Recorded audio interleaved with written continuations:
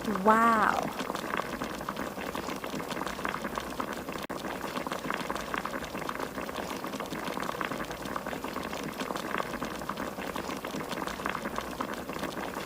So deliciously!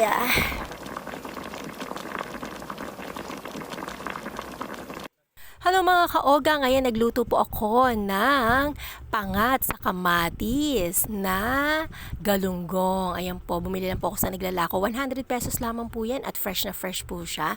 Yan, sabi ko sa kanya, dadala niya ako palagi ng isda. Ayan, masarap po yan. Natutunan ko po yan sa aking lola kasi yan po yung laging ganyan style ang kanyang niluluto. No, madalian po lagi kasi yung aking lola. Kaya ayan, no, kay siya ay nabubuhay.